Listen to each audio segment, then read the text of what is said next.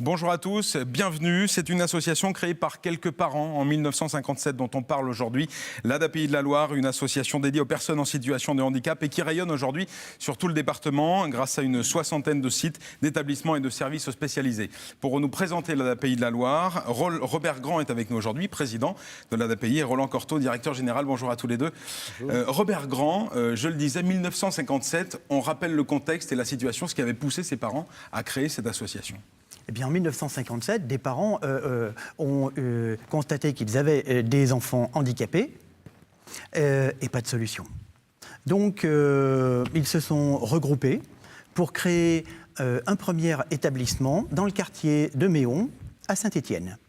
À l'époque, l'ADAPI était toute petite, car non financée sur fonds publics, et ses parents avaient uniquement une infirmière, une éducatrice spécialisée et un psychiatre. Ils furent des précurseurs et c'est grâce à eux que nous sommes devant vous aujourd'hui. Alors depuis 1957, il s'est passé beaucoup de choses. Aujourd'hui, l'ADAPI est une association majeure qui rayonne sur l'ensemble du département. Roland Cortot, comment décrire l'impact et l'influence de l'ADAPI sur le département de la Loire ?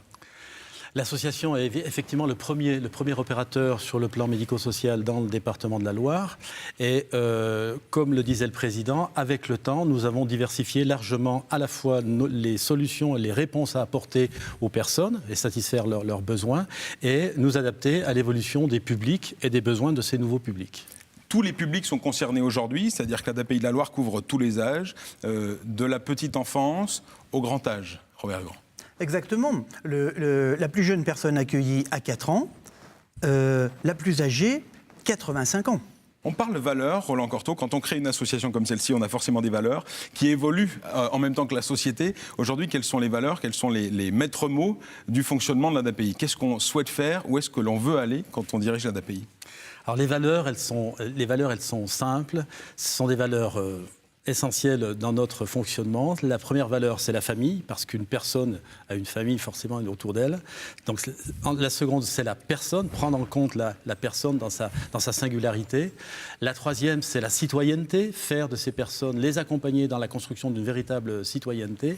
Et enfin, la dernière et la non moins importante, c'est celle du professionnalisme. L'idée est pour nous de mettre autour de chaque personne, quel que soit son handicap, le professionnel le plus performant dans son environnement. On parle des structures, donc expliquez-nous l'étendue des champs d'intervention de l'ADAPI de la Loire. On parle d'insertion professionnelle, on parle d'inclusion scolaire. Alors, bien évidemment, selon l'âge de l'enfant ou de la personne accueillie, la priorité, c'est d'abord, et aujourd'hui, surtout depuis la loi de 2005, la priorité, c'est l'inclusion scolaire. Faire en sorte que l'enfant différent pénètre, soit admis dans l'école de quartier, mais aussi pour l'adulte, faire en sorte que l'adulte majeur puisse vivre dans le quartier de son choix et faire en sorte que celui qui travaille puisse être aussi celui qui apporte sa contribution à l'activité économique d'une entreprise. Vous parlez du travail justement, un des maillons du dispositif d'insertion professionnelle,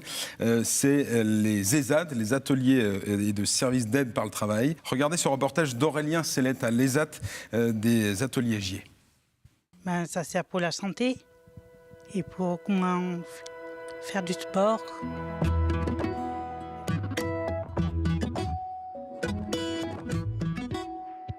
On est donc un établissement d'accompagnement, d'aide par le travail.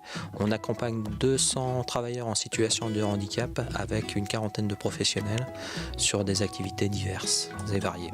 On a des personnes déficientes intellectuelles légères à moyennes et on rencontre depuis quelques années, on accueille des personnes en situation de handicap psychique. Donc de fait, on est obligé de faire évoluer nos activités sur des activités plus portées sur l'inclusion professionnelle en milieu ordinaire et avec des activités qui s'exportent plus facilement sur l'extérieur. Donc on a développé il y a maintenant 2 ans une activité de restauration en portage de repas, donc à destination de particuliers, entreprises, collectivités.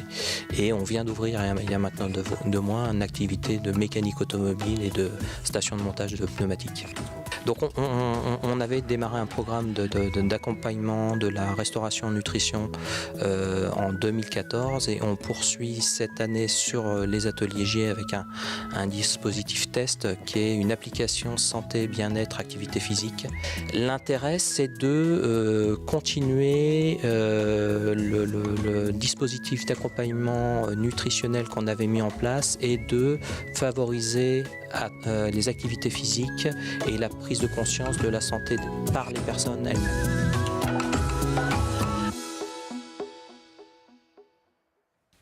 Voilà pour les ateliers JE. Nous allons poursuivre avec les prochaines missions, les grands projets que mène l'ADAPI de la Loire. Qu'est-ce qui attend l'ADAPI pour les prochaines semaines, les prochaines années ? Bien, faut rappeler peut-être qu'historiquement, le cœur de métier de l'ADAPI, c'était la déficience intellectuelle.